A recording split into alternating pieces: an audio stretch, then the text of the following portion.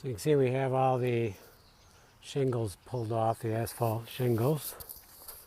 And you can see some holes in there.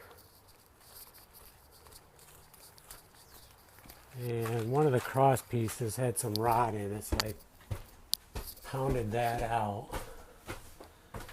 And then sandwiched it with two more pieces. It did seem to be really hard. I guess you can't really see that. And then I may do that with all the others as I get some more 2x4s.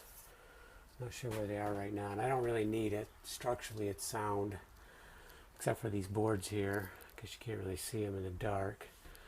You can see the rot though. So I need to go up and cut these out, take all the bad boards out, and then from there we will start replacing them. And then after that, we're going to start with some aluminum flashing at the top and at the bottom. And then we're going to do slate the rest of it. So time to take the rod boards out.